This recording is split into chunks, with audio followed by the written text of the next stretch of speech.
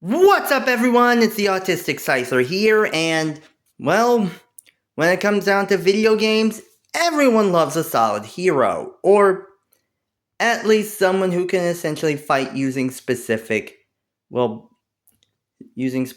aspects, whether weapons, elements, what have you. And that being said, one of the most popular ones that everyone seems to love is the sword. And I'm one of those people that agree with them. There's nothing wrong with having a good sword by your side. That being said, when it comes down to it, it kind of makes sense that most video games I play through have at least one sword wielder. I mean, hell, I'm planning on making an actual video game where the main character is a sword wielder. And is also white, considering how I'm black, but yeah.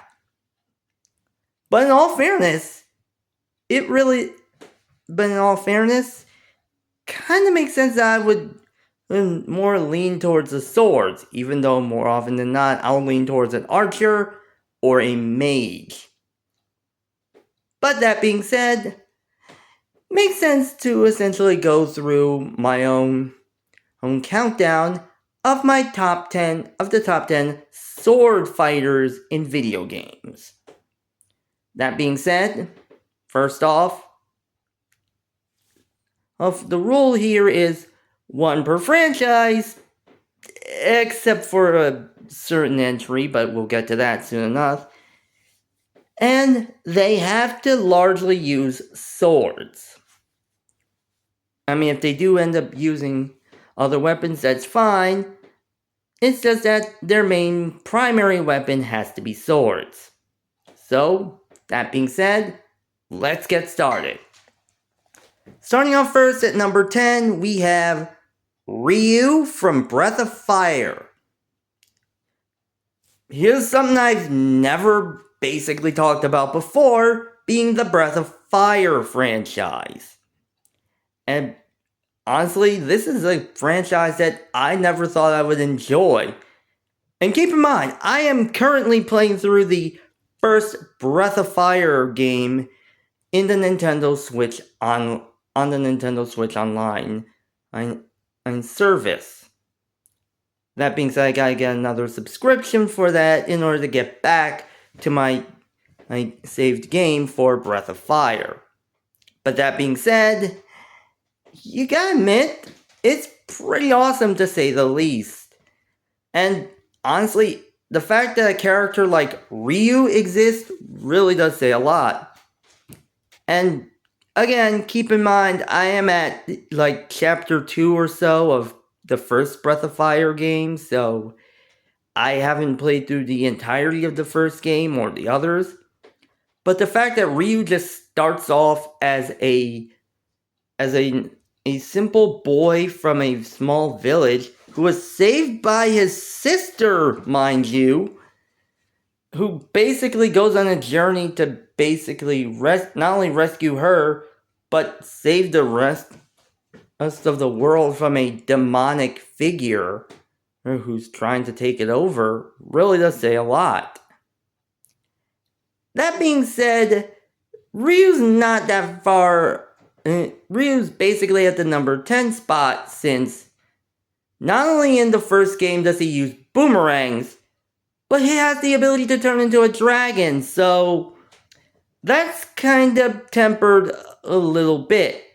Especially since a lot of people remember Ryu for turning into a dragon rather than his swordplay. Yeah.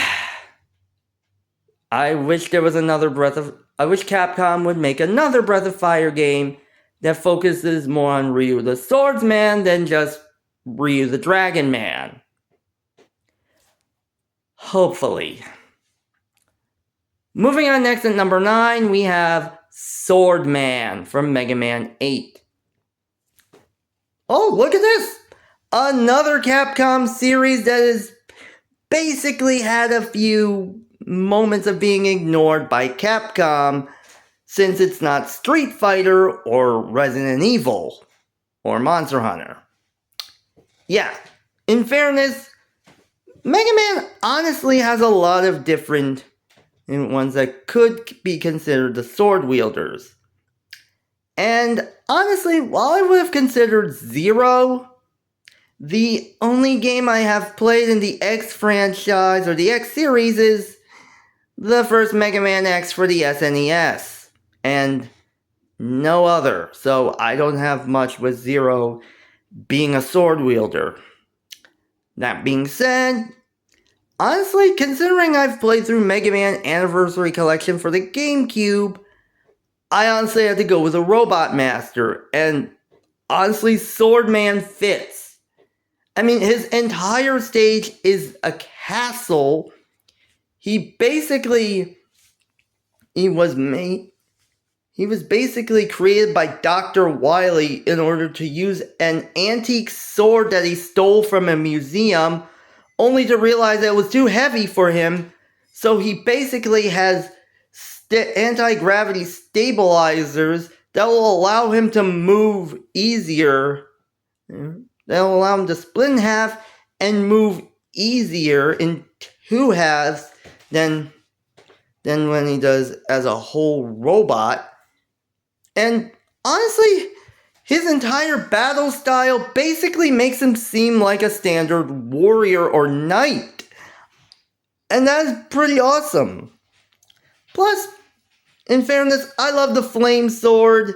I mean, as much as a lot of people know, I tend to love flame swords as anything else, thanks to Yu-Gi-Oh! And the Flame Swordsman. But, yeah, Swordman is kind of the natural progression of this. Plus, I want to mention the Battle Network version of Swordman. He is basically just 3 swords in a single net navi. That is awesome. As for Mega Man and Bass, yeah, we don't talk about Mega Man and Bass. Moving on next at number 8, we have Isaac from Golden Sun. Ooh, we are hitting in all of the lesser known franchises today. Oof. Honestly, when it comes down to it, Golden Sun is one of the few franchises that I never heard of when I actually had a Game Boy Advance SP, and I didn't essentially experience it until much later, like emulator later. But in all fairness, yeah, Isaac is kind of one of the few characters that, honestly, I would essentially understand why he basically is a swordmaster. That being said, again, like Ryu, he's not that high on the list, namely because he more or less utilizes Psynergy, which in this case means he mostly uses elemental abilities. But even with that, his sword skills, his ability with a sword tends to work perfectly with his Psynergy attacks, and the fact that he's an Esper. Especially with the fact that basically, considering all of the Jupiter elementals that he uses, a lot of his attacks basically focus on swords, including one attack that basically allows him to summon a giant sword to strike his opponents. That's just awesome. And if you're wondering, and of course, while I wanted to essentially consider the likes of Felix, who basically is kind of your standard anti-hero, kind of akin to Zero, or even Matthew, Isaac's Sun from Golden Sun Dark Dawn, yeah, you gotta admit, Isaac still stands supreme when it comes down to it. And again, heck, even I considered Ivan to an extent. But then again, I might find a way to mention Ivan in the near future. Yeah, really does say a lot. Moving on next at number 7, we have, of course, Lloyd from Tales of Symphonia. Yeah. For this one, I had a hard time choosing a Tales character. I mean, keep in mind, I've never played Tales of Symphonia. And in fact, the only game I've played through is Tales of Vesperia. So, for a while, I was considering choosing Yuri. But then again, the likes of characters like Luke and Asbel were also considered in my head. However, in the end, I just had to go with Lloyd. And that's naturally because, well, Lloyd's your standard shonen protagonist.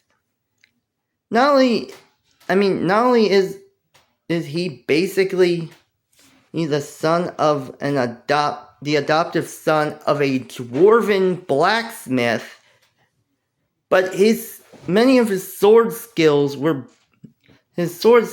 training came from said dwarven blacksmith. And basically, allowing him to more or less utilize his different tactics and lessons or dwarven vows in his fighting style. Granted, that being said, that doesn't mean much of anything, but yeah. Plus, he wields 2 swords. And honestly, what's better than 1 sword than 2? It kind of makes weird sense, but let's just roll with it. Plus, he's voiced by Scott Menville, aka the voice of Robin from Teen Titans and Teen Titans Go. So, yeah, honestly, I couldn't really not consider Lloyd for this list because of that alone. Moving on next at number 6, we have Magnus from Kid Icarus Uprising. Yeah, honestly, when it comes down to Kid Icarus Uprising, the main character of that is quite obviously Pit. And while Pit does utilize blades, he mostly is seen as a bow user. However, so he couldn't be on this list. However, that doesn't stop Chapter 2 of Kid Icarus Uprising from introducing Magnus as a simple human facing off against underworld forces. Yeah, basically facing off against the big boss of the area, Dark Lord Gal. And yeah, honestly, you gotta admit, I had to put Magnus on this list because he is a badass no matter what. And his back and forth with Pit really does say a lot. And again, this is a game I haven't really played through all that much. I mean, plus his sword's a huge club. That's kind of a plus when you think about it. Please. I don't mention much, but please, Sakurai, if you make the next Smash game, please put Magnus in as a playable character. Just please.